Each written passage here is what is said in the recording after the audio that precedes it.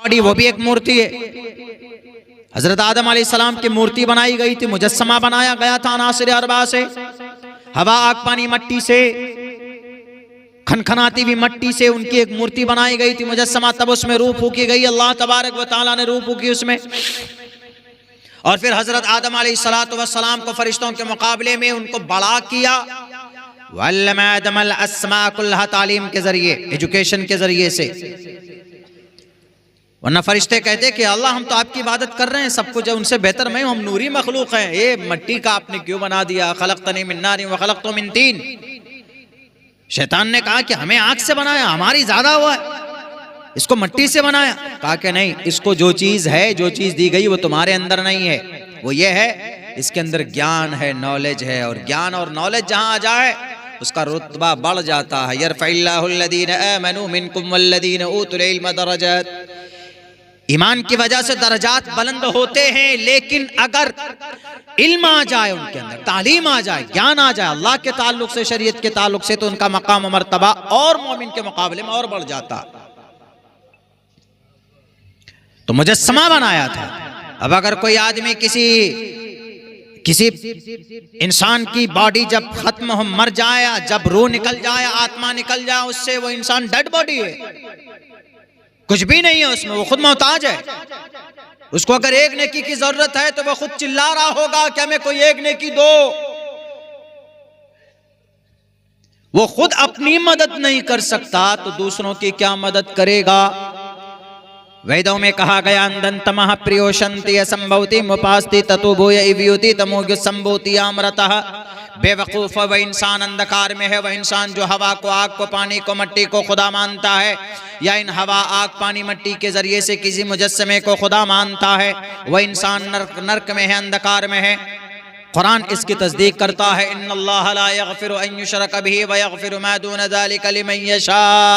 अल्लाह के अलावा किसी और को शरीक करोगे, किसी और के सामने सजदा करोगे, किसी और से मदद तलब करोगे, किसी और के दर पर जाकर अपनी मन्नतें मानोगे, किसी और से दुआएं मांगोगे, किसी और से दरखास्त करोगे, गुजारिश करोगे, तो अल्लाह तबारक व तआला के सामने में तुम मुजरिम, तुम मुशरिक, भले ही तुम बड़े नमाजी हो, भले ही तुम हाजी साहब हो, भले ही आप ज़कात देते हो, भले ही आप 30 दिन के रोजे रखते हो पाबंदी के साथ में, भले ही आप तहज्जुद गुजार हो, भले ही आप हाफिज़ कुरान हो, भले ही अगर आप आलिम दीन भी हो, लेकिन अगर आपके ईमान के अंदर जर्रा बराबर भी कमी है, अकीदे के अंदर अगर आमेज़िश है, मिलावट है कि अल्लाह के अलावा कोई और भी कुछ करता है, तो आपके सारे आमाल, नमाज, रोजे, हज, ज़कात, सारी चीजें, all thing will be destroyed, सब खत्म।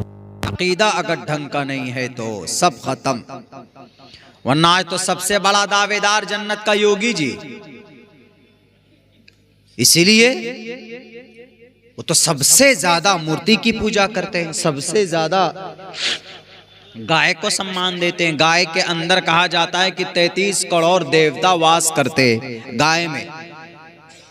वो गाय की अम्मा जिसको हम लोग ज़बा करके खाते हैं, लेकिन नहीं, हमारे अकीदे के मुताबिक योगी जी जन्नत नहीं जाएंगे। हमारे अकीदे के मुताबिक, कुरान के अकीदे के मुताबिक जन्नत में जाने के लिए मोमिन होना जरूरी है, शर्त है। मन क़ाला ला इलाहा इल्लल्लाह, उसके लिए जरूरी है अल्लाह को एक मानना, एक का आस्था जरूरी है, अल्लाह के अहकामात को उन पर भी आस्था जरूरी है, अल्लाह के नबी को आखिरी मानना ये भी जरूरी, क़यामत को मानना ये भी जरूरी, कुरान को मानना ये भी जरूरी, फरिश्तों को मानना ये भी जरूरी है। जरूरी आमन्तु बिल्लाहि व मलाइकतिहि व कुतुबिहि व रुसुलिहि, ये अकीदे होने जरूरी हैं। जन्नत नहीं जा सकता। लेकिन अगर किसी आदमी के अकीदे में जर्रा बराबर यहीं पर गड़बड़ी हुई है, इय्याका नाबुदु के बजाय इय्याका नाबुदु, ए अल्लाह हम तेरी ही इबादत करते हैं, अगर कुछ आमेजिश आ गई कि नहीं थोड़ा थोड़ा किसी और का भी कर लिया करते हैं, तो अकीदा में गड़बड़ी है। और जब अकीदा ढंग का नहीं तो आदमी मोमिन है, मोमिन नहीं। इसीलिए कहा गया कि अल्लाह दूसरे गुनाह को, आप नमाज छोड़ दीजिए, कभी अल्लाह से रोइए कि अल्लाह गलती हो गई, गुनाह हो गया हमसे, तौबा करते हैं, अल्लाह कभी ये हरकत नहीं करेंगे, अल्लाह तबारक व तआला माफ़ कर देगा। या अगर आपने खुदा न खास्ता कभी नहीं भी माफ़ी मांगी, आपको एहसास नहीं हुआ, लेकिन अल्लाह का हक है, अल्लाह चाहे तो माफ़ कर देगा।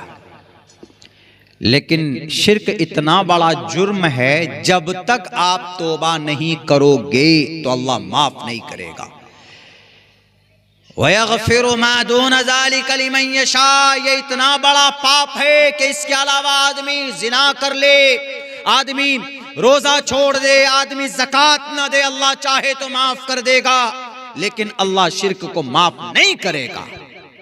ये इतना बड़ा पाप।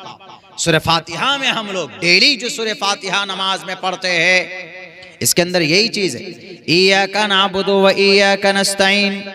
आगे देखिए क्या है दुआ, इहदिनस सिरातल मुस्तकीम, इहदीना हमारी रहनुमाई फरमा, सिरातल मुस्तकीम सीधे रास्ते की। ए अल्लाह हमारी हमेशा गाइडलाइन कीजिए, हमें सीधा रास्ता बतलाते रहिए।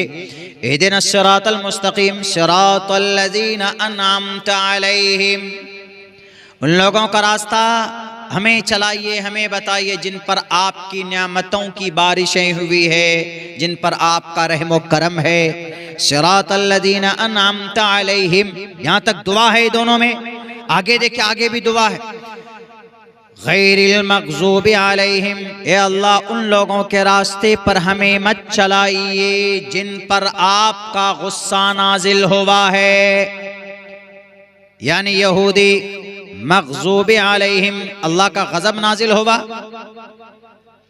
कौम आद, कौम समूद, कौम आद व समूद, कौम लूत, अल्लाह का गज़ब नाजिल हुआ, गुस्सा नाजिल हुआ। सबसे ज्यादा अल्लाह ने नेमतों से नवाजा बनी इसराइल को, छोड़ दी, गुंजाइश दी, रस्सी में ढील दिया, लेकिन सबसे ज्यादा अल्लाह तबारक व तआला के पैगाम के खिलाफ वर्जी, अल्लाह तबारक व तआला के भेजे हुए रसूल हजरत मूसा अलैहिस्सलातु वस्सलाम को न मानने और उनके मुखालफत करने वाले यहूदी कौम, तो अल्लाह तबारक व तआला ने सबसे ज्यादा जलील और रुस्वा इस जमीन के ऊपर उन्हीं यहूदी और उन यहूदियों को किया है, और कहा कि ज़ुरिबत अलैहिमुज़ ज़िल्लतु वल मस्कना। अरे यहूदी पढ़कर बड़ा इंजीनियर, डॉक्टर, पायलट क्यों न बन जाए, लेकिन जब तक अगर दूसरे लोगों के साथ और ताउन ना हो तो ये दुनिया के अंदर कामयाबी नहीं हासिल कर सकते। ज़ुरिबत अलैहिमुज़ ज़िल्लतु वल मस्कना, क़यामत तक जिल्लत और रुस्वाई की मोहर उनके माथे पर लगा दी गई है। ए अल्लाह हमें उन लोगों के रास्ते पर, उन लोगों से बचाइए जिन पर आपका गजब और आपका गुस्सा नाजिल हुआ है। उनमें से यही लोग हैं कौम लूत। एक कौम लूत है जिन्होंने हजरत लूत अलैहिस्सलाम की बात नहीं मानी, अपनी बीवियों को छोड़कर कौम और समाज के नौजवान बच्चे और लड़कों से अपनी ख्वाहिश नफ्स को पूरी किया करते थे, उनसे फिजिकल रिलेशन बनाते। तो हजरत लूत अलैहिस्सलाम ने कहा कि ये रास्ता गलत है, मान जाओ तुम लोग, अल्लाह के अजाब को दावत मत दो। लेकिन नहीं माने वो लोग, उन्होंने कहा कि नहीं मान सकता, तुम लूत अपनी जगह पर रहो, हमारी जो मर्जी आएगी हम करेंगे, तुम रोकने वाला कौन होता है। लेकिन जब अल्लाह का कोई बंदा, आज की तारीख में कोई नबी और रसूल तो नहीं है, लेकिन नबी और रसूल के वारिसीन उलमाए किराम मौजूद है। अगर उलमा कुरान और शरीयत की कोई बात अगर कौम के सामने रखता है तो उन पर अमल करना जरूरी है। अगर कोई अमल नहीं करता है, मुखालफत करता है, तो अल्लाह तबारक व तआला के अजाब में किसी न किसी दिन गिरफ्तार होगा। वो बस्ती तबाह बर्बाद होगी, वो नस्ल तबाह बर्बाद होकर रहेगी। अल्लाह का ये ज़ाब्ता हजरत लूत अलैहिस्सलाम ने समझाया कि मान जाओ तुम लोग ये गलती मत करो, ये गुनाह से बाज आ जाओ। उन्होंने कहा कि नहीं। एक रोज अल्लाह का अज़ाब आया, जिब्राइल अमीन आए और आकर के हजरत जिब्राइल अमीन पूरी मुकम्मल तैयारी के साथ आए।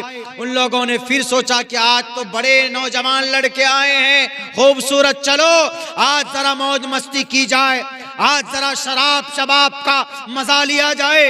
हजरत लूत अलैहिस्सलाम ने मना किया कि मत करो वरना तबाह बर्बाद कर दिए जाओगे। मेरे भाइयों नहीं माने, कौम के लोगों ने अल्लाह के वक्त के मौजूद नबी और रसूल की बात नहीं मानी। उन्होंने वही हरकत शुरू की। फजालना आलिहा साफिलहा, हजरत जिब्राइल अमीन थे, बात नहीं मानी गई, पूरी बस्ती को उठाकर आसमान में ले जाकर पटक दिया, ऊपर का नीचे, नीचे का ऊपर कर दिया। कुरान में चर्चा है, फजालना आलिहा साफिलहा वमतरना अलैहिम हिजारतम मिन सिज्जीलिम मंजूद, एकदम इबरत बना दिया पूरी दुनिया के लिए। मग़ज़ूब अलैहिम, अल्लाह का गजब नाजिल हुआ।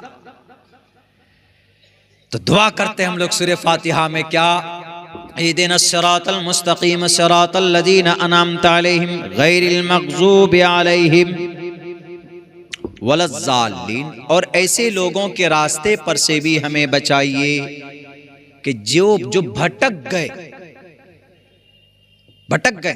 कौन? जावेद अख्तर भटका, उसको अकल दी, सोचने की ताकत दी, किसने दी? उसके दादा ने, ठीक है, उसके अब्बा ने दी उसको ताकत सोचने की, जावेद अख्तर को। उसके अब्बा को ये ताकत किसने दी? जी उसके दादा ने दी। उसके दादा को किसने दी? उसके परदादा ने दी। परदादा को किसने दी? लकड़दादा। लकड़दादा को किसने दी? सकड़दादा। सकड़दादा को किसने दी? पता नहीं कौन सा दादा। देते देते देते कहां जाएगा ये मैटर जाएगा हजरत आदम के पास। हजरत आदम को किसने दी? अल्लाह ने दी। मग़ज़ूबि अलैहिम वलज़्ज़ालिन, ये अल्लाह हमें उन लोगों से भी बचा जो भटक गए रास्ते। कहते हैं जब आदमी ज्यादा पढ़ लेता है तो रास्ता ही भटक जाता, फिर मुर्तद हो जाता है, एथीस्ट हो जाता है, खुदा को नहीं मानता। वो कहता है कि हमारी अकल सबसे बड़ी है। अकल किसने दी? कम बखत। मियाँ बीबी मिलते हैं, मनी का कतरा जाता है, दोनों में पानी जाता है और उसी पानी से खूबसूरत बच्चा बनता है। ये कौन बनाता है? अल्लाह बनाता है सब। ये प्रोसेस जो 6-9 महीने का होता है पेट में, अल्लाह का होता है, वरना कौन बैठा है? अमेरिका ने कोई मशीन फिट कर रखा है पेट में, क्या वहां से एक बच्चा निकल जाता है? बहरकैफ गुमराह होने के अलग अलग तरीके हैं। और वलज़्ज़ालीन से मुराद यहाँ पर पर्टिकुलर ईसाई है, क्रिश्चियन जिनको बोलते हैं, चूंकि वो भी भटके हुए हैं। वो इसलिए भटके हुए हैं कि वह हजरत ईसा को अल्लाह का बेटा मानते हैं, वो 3 खुदा मानते हैं। वो कहते हैं कि देयर इज 3 गॉड, कहते हैं कि 3 खुदा, कहते हैं कि इन तीनों खुदा को मिलाकर एक ही खुदा है और एक ही खुदा 3 खुदा है। इतने खतरनाक कॉन्सेप्ट है कि आप अभी रात को सोचिए, सुबह हो जाएगी पता ही नहीं चलेगा कि भाई ये झमेला क्या। बहरकैफ वो इसको मानते हैं। खैर हम लोग सूरह फातिहा में हम लोग ये चीजें पढ़ते। बताइए इतनी छोटी सी सूरत है, कितनी अच्छी अच्छी बात है। और इसी सूरत के बारे में हमारे हिंदू समाज के कुछ नफरती लोग कहते हैं कि ये सूरह फातिहा नमाज में पढ़ते हैं और ये सूरह फातिहा पढ़ते हैं तो जिहाद की एनर्जी आती है इनमें। नमाजे में पढ़ते हैं ना सूरह फातिहा। ज्यादातर हम लोग 24 घंटे में जो 5 वक्त की नमाज अदा करते हैं तो तकरीबन हर रकात में सूरह फातिहा पढ़ते, हर रकात में पढ़ते। और सूरह फातिहा के अंदर में अल्हम्दु अलिफ हमजा से लेकर नून तक कहीं पर भी एक भी जुमले के अंदर में कहा है कि अल्लाह हमारी मदद फरमा, हम जंग कर रहे हैं, ए अल्लाह फला को मार दे, फला को मर्डर कर दे, फला को जहन्नम भेज दे। दुआ की गई, तारीफ की गई और भक्ति का इजहार किया गया। और ये चीज हिंदू भाई पढ़ते हैं अल्हम्दुलिल्लाहि रब्बिल आलमीन, ओम पूर्णमिदः पूर्णात् ओम भूर्भुवः स्वः तत्सवितुर्वरेण्यम्। गायत्री मंत्र में है तारीफ, सारी प्रशंसा उस ईश्वर, उस परमात्मा के लिए जो सारे जगत का पति है, इसको बनाने वाला है। ओम भूर्भुवः स्वः तत्सवितुर्वरेण्यम् भर्गो दिशि दिवस्य धीमहि धियो यो नः प्रचोदयात्। सारे संसार का पालनहार है और वो मुक्ति के दिन का मालिक है। मुक्ति का दिन, मुक्ति निजात का दिन। निजात का दिन कब होगा? जब आदमी को जन्नत मिल जाएगी, वही मुक्ति का दिन है। यानी यहाँ पर मुक्ति के दिन से मुराद महाप्रलय को लिया। और महाप्रलय को हम लोग कुरान की लैंग्वेज में क्या बोलते हैं? तक़ूमुस्सा, क़यामत का दिन बोलते हैं हम लोग। इसी को संस्कृत में, हिंदी में कहा गया महापढ़ ले, इसी को अंग्रेजी में कहा गया the day of judgment, the day of judgment, फैसले का दिन। यह है पूरे सूरह फातिहा में अल्हम्दुलिल्लाहि रब्बिल आलमीन अर्रहमानिर रहीम मालिकि यौमिद्दीन इय्याका नअबुदु व इय्याका नस्तईन इहदिनस सिरातल मुस्तकीम सिरातल लज़ीना अनअमता अलैहिम गैरिल मग़ज़ूबि अलैहिम वलद्दाल्लीन। सूरह फातिहा को एक तरह से भी पढ़ सकते हैं, अल्हम्दुलिल्लाहि रब्बिल आलमीन अर्रहमानिर रहीम मालिकि यौमिद्दीन, ऐसे भी पढ़ सकते हैं।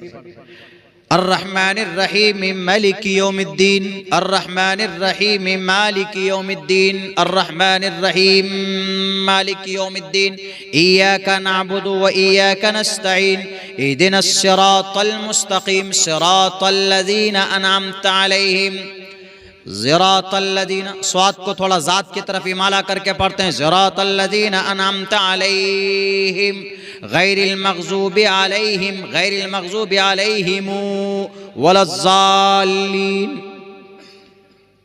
इन्ना उन्ज़िलल क़ुरआन अला सबअति अहरुफ़िन, 7 लैंग्वेज में कुरान नाजिल हुई है।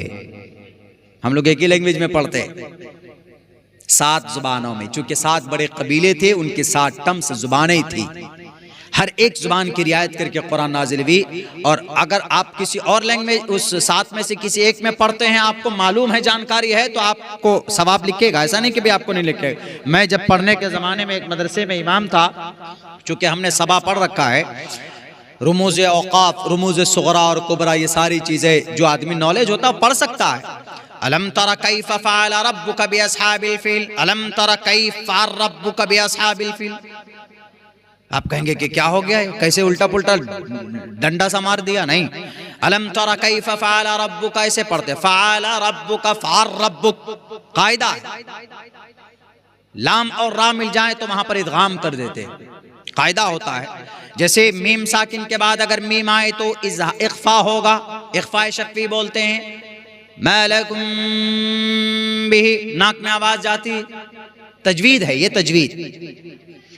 अलम तरा कैफ़ फ़अल रब्बुका बिअस्हाबिल फ़ील अलम यजअल कैदहुम फ़ी तज़लीलिन व अरसल अलैहिम तयरन अबाबिल तरमीहिम बिहिजारतिन मिन सिज्जीलिन फजअलहुम कअस्फ़िन माक़ूल, ऐसे पढ़ते हैं, माक़ूल। तरमीहिम बिहिजारतिन मिन सिज्जीलिन फजअलहुम कअस्फ़िन माक़ूल, ऐसे भी पढ़ते हैं।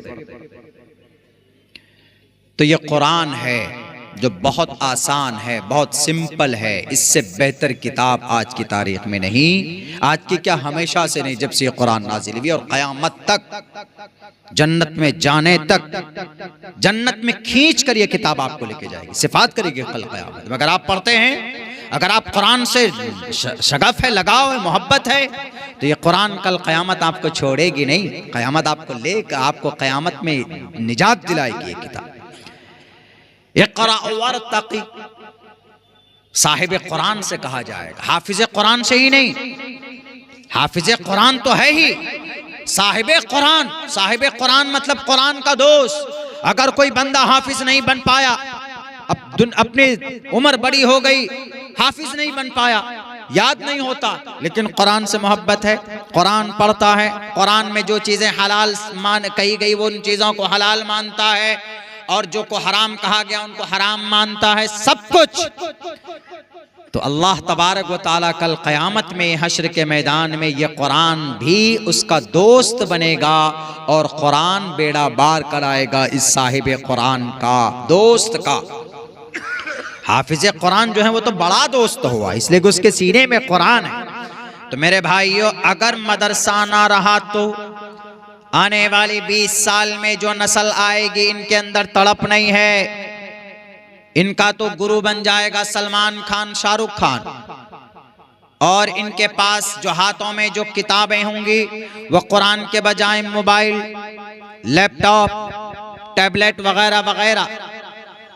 कुरान की मोहब्बत खत्म, सूरह फातिहा के जगह हनुमान चालीसा पढ़ने लगेंगे, जैसे विश्व हिंद परिषद और आरएसएस और बजरंग दल के लोग मेहनत कर रहे हैं। अभी आपने देखा होगा कि कितनी ही दर्दनाक एक बेचारा, मेरे ख्याल से 65 या 70 75 साल की उम्र का एक बूढ़ा आदमी, दाढ़ी सफेद है, उसको पकड़कर 4 जालिम हराम खोर रावण की औलाद, हिंदू नहीं है वो, मुसलमान भी नहीं, हिंदू भी नहीं, क्योंकि जो सच्चे हिंदू होते हैं वो मर्यादा पुरुषोत्तम राम को मानते हैं, और रामचंद्र जी ने किसी इंसान का एक कतरा खून नहीं बहाया, किसी मासूम इंसान का इस जमीन के ऊपर। आ जाओ बैठ करके मुकाबला कर लो, बता दूंगा। रामायण पढ़कर, रामचरितमानस पढ़ लो, तुलसीदास की रामचरितमानस पढ़ लो, रत्नाकर डाकू वाल्मीकि रामायण, जो एक किसी जमाने में डाकू था लेकिन राम के नाम पर वो मर्यादा, वो महान बना, वो वाल्मीकि रामायण पढ़ लो। कहीं पर भी किसी निहत्थे को मारा गया हो, राम के नाम को बेचकर खाने वालों, राम के नाम पर राम के नाम को बर्बाद करने वालों, अगर कोई राम के नाम का नाम लेकर अगर किसी 75 साल की बूढ़े आदमी की दाढ़ी को काटता, दाढ़ी छील कर, देखा होगा आपने, काटा गया और नारे लगा रहे जय श्री राम, जय श्री राम। शर्म करो। रामचंद्र जी ने नहीं कहा कि किसी मुसलमान, कोई मुसलमान मिल जाए तो उसकी दाढ़ी पकड़कर काटो और वहां पर जय श्री राम का नारा लगा। एक एक का सवाल होगा, तुम जालिमों का परमात्मा करेगा। युनः पिता जनिता युविधाता धामानि वैद भुवनानि विश्वा युदेवानाम नाम दायक इवतम संप्रश्नम भुना यंतयन्या। मैदान महशर के अंदर इंशाअल्लाह हमारा अकीदा है कि तुम्हें भी भले ही 7 जन्मों के बाद तुम्हें जाना पड़ेगा, स्वर्ग और नरक का फैसला तो होगा। लेकिन अगर किसी मासूम निहत्थे आदमी को मारा है, किसी को तकलीफ पहुंचाई है, टोपी और दाढ़ी के नाम पर, वो बेचारा 75 साल का बूढ़ा आदमी क्या कर लेगा जी, किसको मार देगा? लेकिन उसको मारा गया, उसके दाढ़ी काटी गई, बताइए उसकी आंखों में आंसू थे और उसके माथे के ऊपर में तिलक लगाया गया। आज तक पूरी भारत नहीं, पूरे दुनिया के अंदर 55 ममालिक है, मुस्लिम कंट्रीज है। इन मुस्लिम कंट्री में जहां हिंदू लोग रहते हैं, क्या किसी हिंदू को जबरन उसके सर पर, उसके चेहरे पर दाढ़ी लगाकर, टोपी रखकर कहा गया कि तुम सूरह फातिहा पढ़ो, तुम कलिमा पढ़ो? किसी को नहीं कहा गया। अरे भारत की धरती के ऊपर में एक बहुत बड़ा अपने मजहब के, अपने इस्लाम का रिसर्चर, वहदानियत का प्रचार करने वाला, तमाम मजहब के ऊपर में कंपेयर करने वाला डॉक्टर जाकिर नाइक भी अगर कलिमे की दावत देता था तो उसको पहले कहता था कि तुम पहले मुतमईन हो, तुमको किसी ने जोर जबरदस्ती तो नहीं की, बल्कि हमारे अकाबिर का, हमारे उलमा का, हमारे पूर्वज का, हमारे नबी का, सहाबा किराम का ये तरीका रहा है। किसी इंसान के सर पर, गर्दन पर तलवार रखकर कलिमा पढ़ाया नहीं पढ़ाया, इस्लाम में इसकी परमिशन ही नहीं, कर भी नहीं सकता कोई। लेकिन उन्होंने किया। उस बूढ़े बेचारे को तिलक लगाया गया और कहा गया जय श्री राम। क्या राम इससे खुश होगा? बिल्कुल नहीं होगा। मेरे नौजवानों, मेरे मुसलमानों, इन मदरसों का बाकी रहना जरूरी है। ये मदरसे बाकी नहीं होंगे तो कोई फर्क नहीं रहेगा। सूरह फातिहा में, हनुमान चालीसा में, हनुमान चालीसा लोग पढ़ेंगे। हमारे अपने राजस्थान हम एक मरतबा गए तो 80-90 किलोमीटर दूर एक की उनके अब्बा का इंतकाल हो गया। उन्होंने सोचा कि कुछ कुरान करीम, कुछ हाफिज साहब को हम दावत दें, वो कुरान करीम वगैरह पढ़कर ईसाल सवाब कर देंगे। उनका एक अकीदा था, कॉन्सेप्ट था। तो बच्चों को बुलाया तो हम लोग पढ़ते थे, चले गए घूमते फिरते वहां पर। वहां जब गए तो एक तरफ कुरान रखा हुआ और एक तरफ हनुमान जी रखे, उनकी तस्वीर रखी। हम लोगों ने कहा कि भाई ये क्या माजरा, आदमी की मूछें इतनी बड़ी बड़ी, पता ही नहीं चल रहा है कि ये हिंदू है कि मुसलमान है। डर से हम लोग सोचे कि कहीं पकड़ कर पिटाई तो नहीं करेगा, हम लोगों को बुला के लाया। हम लोग डर डर करके जो भी हुआ वहां पर बैरकैफ ईसाल सवाब के लिए कोई अलग से महफिल मुनाकिद नहीं, जो करते हैं गलत है। आप लोग कोई भी किसी के लिए भी आप ईसाल सवाब कभी भी कर सकते हैं। इसके लिए वक्त मुतय्यन करना, गिरोहबंदी करना, जमात बनाना, बाज़ाब्ता बुला करके वो सजाते हैं, बनाते हैं, ये कॉन्सेप्ट इस्लाम में नहीं है। हाँ, जो आदमी चला गया है उसको नेकी की ज़रूरत यकीनन है। आप उनको दुआ करें, उनके लिए उनकी मग़फ़िरत की दुआ करें। आप ये चीज़ें कभी भी कर सकते हैं, लेकिन इसके लिए बाज़ाब्ता किसी महफिल का, मजलिस का एहतिमाम करना मैं तो मुनासिब बिल्कुल नहीं समझता। खैर, बच्चे थे हम लोग, चले गए, भेज दिया हम लोगों को, गए, देखा, हमने कहा अपने उस्ताद से, हमने कहा, गालिबन हम लोग उस वक्त इतनी समझदारी नहीं थी, हमने कहा कि ये क्या है यहाँ पर, ये जो एक तरफ मूर्ति है और एक तरफ कुरान रखा हुआ अलमारी में, एकदम बाज़ाब्ता कुरान को बढ़िया से गिलाफ में लपेट करके रखा हुआ। हमने कहा कि ये क्या माजरा, उन्होंने कहा क्या कि ये कुरान है और ये मोहम्मद साहब है, हनुमान जी। हमने कहा रे भाई, हमने कहा अच्छा ये मोहम्मद साहब है, ये कुरान है, क्यों रखा दोनों को आपस में? बोला इसलिए रखा है कि ये कुरान इसी मोहम्मद साहब पे उतरा ना। ये तो नॉलेज है कि कुरान मोहम्मद साहब पे उतरा है, जनाब मोहम्मद रसूलुल्लाह सल्लल्लाहु अलैहि वसल्लम पर, लेकिन ये नॉलेज नहीं है कि ये हनुमान जी हैं और ये मोहम्मद नहीं है, मोहम्मद रसूलुल्लाह सल्लल्लाहु अलैहि वसल्लम की तस्वीर नहीं है, किसी सहाबी की तस्वीर नहीं है। हम लोग जो तस्वीर खिंचाते हैं शौक से, जीनत के लिए, आजकल तो एकदम बिल्कुल सेल्फी, आज तक मैंने, मुझे यहां तक याद है, आज तक मैंने कोई अपनी सेल्फी मैंने आज तक नहीं ली, कोई फोटो हमने खिंचवाया नहीं है शौक से कि आ जाओ भैया मेरा फोटो खींच लो। लोग बहुत मजबूर कर देते हैं कि मौलाना साहब एक फोटो एक फोटो, हालांकि फोटो शौक के लिए खिंचवाना इजाजत नहीं है। ला तदखुलुल मलाइकतु बैतन फीही कल्बुन औ तसावीरुन, रवाहुल बुखारी। अम्मा आयशा सिद्दीक़ा रज़ी अल्लाह ताला अन्हा फरमाती है कि ऐसे घर में रहमत के फरिश्ते नहीं जाते कि जहाँ पर एक कुत्ता हो या खूबसूरती के तौर पर फोटो लगे हुए हों। ला तदखुलुल मलाइकतु बैतन फीही कल्बुन औ तसावीरुन। आजकल तो जनाब घर तो दूर की बात, आपके पॉकेट में फोटो ही फोटो। हदीस थी, हमने पढ़कर बता दिया आपको, अमल करना मेरे ऊपर भी जरूरी है, आपके ऊपर भी जरूरी है। खैर, तो हमने उनसे कहा कि आपके गांव में कोई मौलाना साहब नहीं है, कोई आलिम साहब नहीं है? बोला मौलाना आलिम तो दूर की बात, बोला हजरत इस शेख मोहतरम इस पूरी बस्ती में एक भी मस्जिद नहीं है। बोला हमारी उम्र 50 प्लस है और हमें पता है हमारे अब्बा भी अपनी ज़िंदगी के अंदर, वो तब से लेकर आज तक उनकी भी ज़िंदगी में कोई किसी आलिम साहब को, किसी मौलाना साहब को, हाफिज़ कारी इस गाँव के अंदर पैदा ही नहीं हुआ। राजस्थान जाएंगे आप, आपको मिलेगा वहाँ पर एकदम रेगिस्तान है, 100 किलोमीटर दूर कोई बस्ती नहीं है। अब बताइए, अब वो नस्ल, एक नस्ल तो चली गई,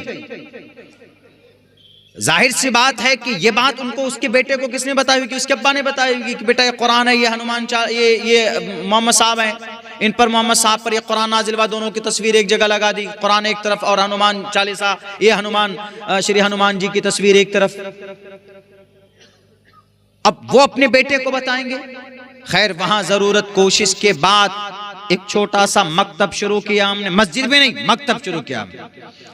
मतलब एक मकतब की शक्ल दे दी, मस्जिद की शक्ल दे दी, उसी में मकतब भी, बच्चे पढ़ते और नमाज भी वहां पर होती। अभी गालिबन कई हाफिज़े कुरान उस गांव के अंदर है। तब उनको बताया गया कि ये जो है आपने जो वज्र लिया हुआ है ये हनुमान जी हैं, वो हनुमान जो श्री रामचंद्र जी की मदद के लिए आए थे, और ये जो कुरान नाजिल हुआ है वो मोहम्मद रसूलुल्लाह सल्लल्लाहु अलैहि वसल्लम पर नाजिल हुआ है, और मोहम्मद रसूलुल्लाह की कोई तस्वीर नहीं है। कितना बड़ा काम हुआ मकतब से, मदरसे से। आज हम लोग मौलाना लोगों को समझते आ रहे कुछ मिलता नहीं है, टोपी दाढ़ी लगाकर उछलता है। ये इस वक्त उम्मते मुस्लिमा की पूरी दुनिया के अंदर सबसे मजबूत जमात कोई है। मुझे छोड़ दीजिए आप, मुझे पागल दीवाना कहिए आप, मैं आलिमों में अपने आप को खुद शुमार नहीं करता हूं, मैं एक तालिबे इल्म शुमार करता हूं। हमारे ये उलमा हैं जो मदरसे में, चाहे मदरसा छोटा हो या बड़ा हो, जो कुरान पर, नूरानी कायदे पर, अहादीस पर जो मेहनत करते हैं, इससे मुकद्दस जमात खुदा की कसम कोई नहीं है इस वक्त। अगर ये नहीं या आज भी चाहें तो अपनी ज़मीन बेच करके एक बढ़िया कारोबार कर लेंगे जनाब। जिनके पास पैसे कम है, कुछ ना कुछ तो है, ज़मीन बेचकर कारोबार कर लेंगे, दुकान में चले जाएंगे, यहाँ गेराबाड़ी चले जाएंगे, कटिहार चले जाएंगे, अपना आराम से मौज मस्ती करेंगे, ये अपनी ऐश की ज़िंदगी गुजारेंगे, कारोबार चलेगा, छोड़ देंगे। क्यों, क्या ज़रूरत पड़ी दर दर जाकर चंदा करो जी, बातें सुनो जी, कुरान की तालीम भी दो और दूसरों के ऐसी ऊंची नीची निगाहें। अरे मौलाना साहब, हमने बहुत देखा, जिसकी नहीं चलती है घर पे वो आकर इमाम साहब पर या मौलाना साहब पर धौंस दिखाता है, जिसका कुछ नहीं गांव समाज में वो आकर चीखता मदरसे में, मकतब में। नहीं मेरे भाइयों, जब भी कोई आलिम दीन, जब भी आपके गांव के अंदर में कोई मदरसा या मकतब चल रहा हो तो वह आपके गांव के सबसे पवित्र जगह और सबसे मजबूत जगह है। मस्जिद तो है ही, इन्ना हब्बल बिलादी इलल्लाहि मसाजिदुहा व अबग़ज़ुल बिलादी इलल्लाहि अस्वाक़ुहा। मस्जिद तो है ही अल्लाह को सबसे ज्यादा पसंदीदा जगह। लेकिन इन मस्जिद में इमाम जो आता है वो कहां से पैदा होता है? मदरसों से पैदा होता है। मैं हाफिज़ कुरान बना मकतब की शक्ल में, मेरी माँ ने मुझे पढ़ाना शुरू किया, लेकिन जब माँ काम काज में बिजी हो जाती तो एक मौलाना साहब, एक मास्टर साहब को रख के, अल्लाह उनकी मग़फ़िरत फरमाए, वो घर पे सुबह शाम पढ़ाते थे। उनसे हमने कुछ नाजरा पढ़ना शुरू किया, उसके बाद फिर वहाँ से आगे पढ़े, फिर मदरसे में गए, मदरसे में आना जाना लगा रहता था, तो वहाँ पर फिर नाजरा कुरान करीम पढ़ा। उसके बाद फिर किसी मदरसे में जाकर दाखिला लिया तो हिफ्ज़ शुरू किया, हिफ्ज़ मुकम्मल किया, मदरसे में कारी कुरान बने, मदरसे में सबा कारी बने, मदरसे में अरबी अव्वल ताशसुम हफ्तुम दौरे बुखारी शरीफ तक हमने तालीम हासिल की, मदरसे में तकमील उलूम, तकमील तफसीर मुकम्मल किया मदरसे में। ये सब कंप्लीट करने के बाद 14 साल गुजारे हमने मदरसे में। मदरसा ही एक जगह है जहाँ पर कुरान का हाफिज पैदा होता है, मदरसा ही एक जगह है जहाँ पर आलिम दीन पैदा होता है, वरना कोई और दूसरी जगह नहीं उलमा पैदा होते। इसीलिए उम्मते मुस्लिमा के लोगों, अगर आप चाहते हो कि आपकी शरीयत और आपका कुरान और आपको अइम्मा मिलता रहे, उलमा आपको मिलता रहे, हाफिज कुरान आपको मिलता रहे, तो बिल्कुल आंख बंद करके इन मदरसों को सपोर्ट कीजिए। इन मदरसों में पढ़ाने वाले, जो मेहनत करने वाले हमारे हुफ़ाज़ और उलमा है, उनकी मेहनत और उनकी जो भी प्लानिंगें होती हैं और सच में कौम का दर्द रखते हैं, उनके पीछे कंधे से कंधा लगाकर खड़े हो जाइए। मौलाना साहब हम कुछ तो नहीं कर सकते, लेकिन आप जो मकतब या मदरसा चला रहे हैं चलाइए, हम कम से कम महीने के अंदर कुछ नहीं कर सकते तो 500 रुपए से आपकी मदद करूंगा। मेरे भाइयों, हमारे करीब में एक मदरसा था, कुछ लोग आपसी सियासत की वजह से उस पुराने मदरसे की ईंट को उखाड़ने की कोशिश कर रहे थे। एक रोज बात आई, हमने यही कहा कि खुदा की कसम इस मदरसे की वो तारीख रही है कि कई हजार हुफ़ाज़ कराम को पैदा किया है। अगर आप लोगों ने सियासत को इस मदरसे के अंदर घुसाया, अगर आपने सियासत को मस्जिद के मिंबर का हिस्सा बनाया, तो अल्लाह तबारक व तआला इन मदरसों को बंद करवा देगा। इसीलिए कि जहां पर जिस चीज की, जिस नियामत की नाशुक्री होती है, अल्लाह तबारक व तआला उसको छीन लेता है। हमने उसकी अहमियत समझाई, लोग मान गए, अपने झगड़े को वापस लिया और फिर वही लोग मिलकर एक कमेटी की शक्ल में उस मदरसे को पोस पाल रहे हैं, उस मदरसे की आप यारी आप पाशी कर रहे हैं। क्या पूरा गांव, पूरी बस्ती मिलाकर एक मकतब नहीं चला सकती? अरे जहां पर कुरान की तालीम दी जाती हो, अरे जिस कुरान करीम के पढ़ने पढ़ाने के ऊपर सवाब है, गीता रामायण को पढ़ने पढ़ाने पर कोई सवाब नहीं है, मंदिर बनाने पर कोई सवाब नहीं है, लेकिन तब भी उन लोगों का ऐलान होता है तो करोड़ों रुपए जमा कर लिए जाते हैं। और फिर हमारा मस्जिद और मदरसा अगर कोई बनाता है, कयामत की सुबह तक अगर वो मदरसा और मस्जिद इस जमीन पर कायम होगा तो उसको उसका सवाब मिलता रहेगा। अल्लाह के नबी की हदीस है, इज़ा मातल इंसानु इनक़ता अन्हु अमलुहु इल्ला मिन सलासा इल्ला मिन सदक़तिन जारियतिन औ इल्मिन युंतफ़अु बिही औ वलदिन सालिह सालिहिन यदऊ लहू औ इल्मिन युंतफऊ बिही। आदमी चला गया लेकिन एक मकतब बना करके गया, मकतब में जितने बच्चे पढ़ेंगे हाफिज बनेंगे उनका सवाब उसको मिलता रहेगा।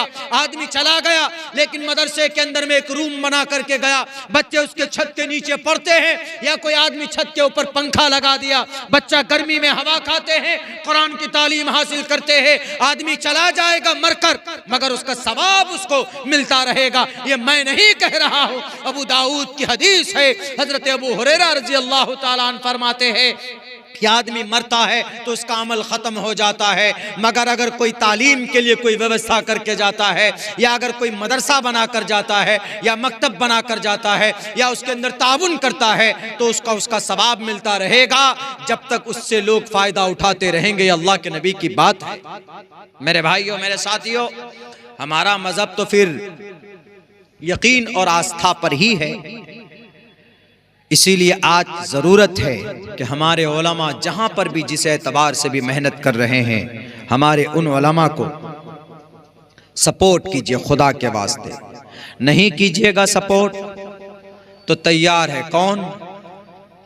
पुष्कर धामी तैयार है। उत्तराखंड में 213-14 मदरसे बंद किए गए। बंद नहीं, seal, has been sealed.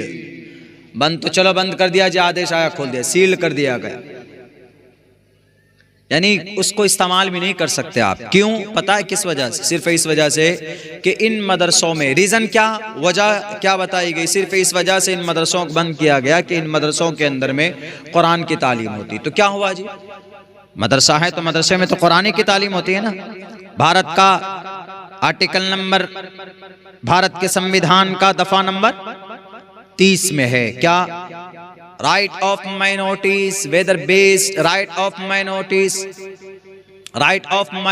to establish and administer educational institutions। तालीमी इदारा मुसलमान चला सकता है, और अगर उन तालीमी इदारों में अगर कुरान पढ़ाता है और कुरान अरबी ज़बान में है, इसकी भी इजाजत है। All minorities whether based on religion shall have the right to establish and administer educational institutions of their choice। Committee के जरिए, अगर कमेटी बनाकर चलाना चाहें, of their choice institution, all minorities whether based on religion or language। मजहब की तालीम देना चाहता है, कुरान की तालीम देना चाहता है, अकीदे की तालीम देना चाहता है, नो प्रॉब्लम, कोई दिक्कत नहीं। और हमारा तो अकीदा है कि हम दुनिया में आए ही हैं किस लिए? अल्लाह की इबादत के लिए आए ना, यही मजहब है हमारा। अल्लाह ने पैदा किस लिए किया? नारा लगाने के लिए कि नारे तकबीर, अल्लाह अकबर। अभी त्रिपुरा गए थे, पता आपको, 20 गाड़ी 4 व्हीलर लेकर वो लोग आए हमारे स्वागत के लिए। 20 गाड़ियां, कम से कम 200 बाइक। हमने कहा what is need to arrange, क्या जरूरत है इसको करने? बोला मोहब्बत। खैर, उन लोगों का एक अलग वो है, मोहब्बत थी, लेकिन हमने उनको कहा कि इनसे ज्यादा जरूरत जलसा था तामीर मस्जिद का। तो हमने उनसे कहा कि बहुत अच्छी बात है, माशाअल्लाह, बहुत सम्मान देते। जितना भी आप पूरब चले जाएंगे, आसाम चले जाएं, त्रिपुरा चले जाएं, मिजोरम चले जाएं, मणिपुर चले जाएं, वहां पर उलमा की इज्जत बढ़ जाती है। उलमा की इज्जत और एहतराम बढ़, हुजूर हुजूर कहेंगे आप, हुजूर बोलते हैं वहां पे, बड़ा सम्मान। मतलब वो ये समझिए कि उन लोगों में बस दिल अगर निकलने वाली कोई चीज होती तो निकाल कर वो भी रख देते कि लीजिए चाय में फ्राई करके खा लीजिए। मतलब इतनी मोहब्बत करते हैं उस इलाके में, चले जाएंगे आप तो हमने बात की, हमने कहा कि मोहब्बत अपनी जगह पर है, ठीक है, लेकिन जिस मकसद पे ये जलसा हुआ है तामीर मस्जिद, तो ये मस्जिद की तामीर असल में जब ही मानी जाएगी जब आप इस मस्जिद को अपने नमाजों से आबाद कीजिएगा, तभी सच में इस मस्जिद की तामीर का असल काम पूरा होगा। तो ये चीज है। अब खामखा की आज हम लोग पड़े हुए हैं परेशानी में। मेरे भाइयों, मैं तो यही कहूँगा कि यकीनन हमारे आमाल बद की वजह से ये सारी परेशानियाँ। पता क्या रीज़न देकर उन्होंने मना किया, बैन किया? 213 मदरसे हैज़ बीन सील्ड, बंद कर दिए गए, बंदिश लगा दी गई। कुरान की तालीम होती है, हालांकि कुरान की तालीम के ऊपर भारत का संविधान जब परमिशन देता है, उसके साथ साथ ये बात बताई गई कि इस कुरान में जो तालीम दी जाती है वो जिहाद की तालीम दी जाती है।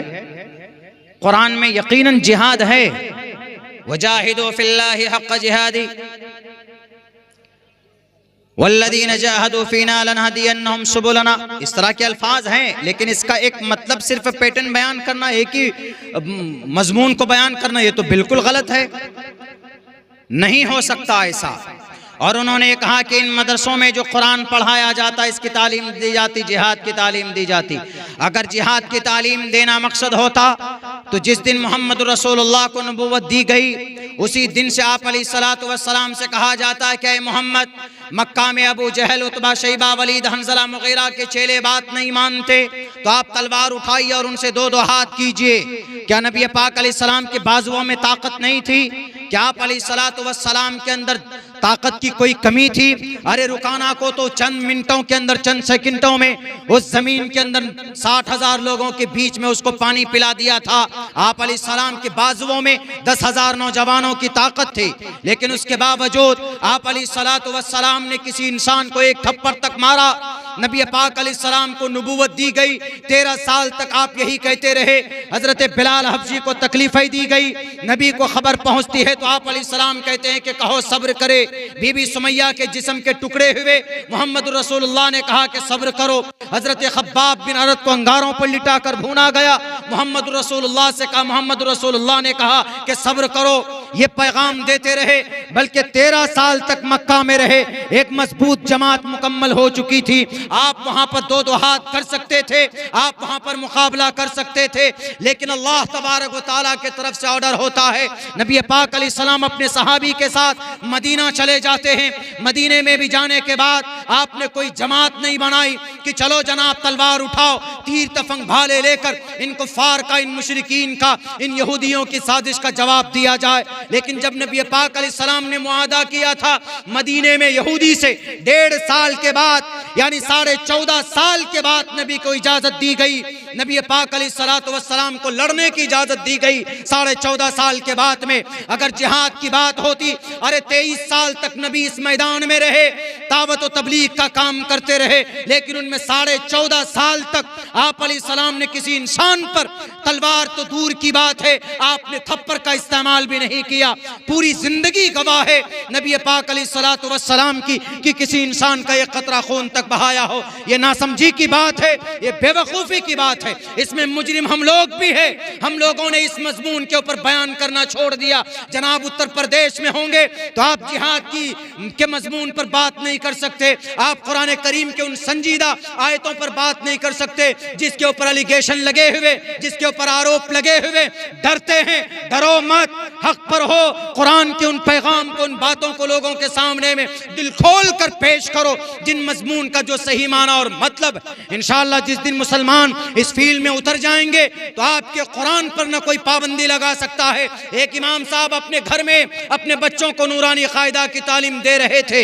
नूरानी कायदा की तालीम अपने बच्चों को, घर के ऊपर पुलिस को खबर लगती है, पुलिस फौरन पहुंचती है, उस घर को बंद कर दिया जाता है कि नूरानी कायदा में अरबी और अरबी का मतलब जिहाद है। ये मानसिकता बना दी गई है। इसीलिए मुसलमानों, जितना ज्यादा हो सके मदारिस आबाद करो, मकातिब को आबाद करो। अपने जेब खास से जो एक बड़ी रकम हम लोग खाने में इस्तेमाल करते हैं, वो इन मदारिस को आबाद करने में उनको आप ताउन पेश करेंगे तो इंशाअल्लाह तबारक व तआला वक्त आएगा हक परस्तों का। अभी देर है, अंधेर है, देर है, अंधेर नहीं है। वक्त आएगा ऐसा जरूर जिस दिन आपको कुरान और हदीस से बहुत ज्यादा मोहब्बत होगी, आपका अमल ठीक होगा, अमल अच्छा होगा, अकीदा मजबूत होगा आपका, तो इंशाअल्लाह 1450 साल पहले जिस अल्लाह ने मदद की थी हजारों फरिश्तों को भेजकर, वही अल्लाह आज भी है, वही अल्लाह तबारक व तआला का निजाम आज भी है। इंशाअल्लाह अल्लाह आज भी आपकी मदद कर सकता है, लेकिन अपने अमल को सुधारने की जरूरत आपके महबूब मुकर्रर आ चुके हैं। मैं अपनी बात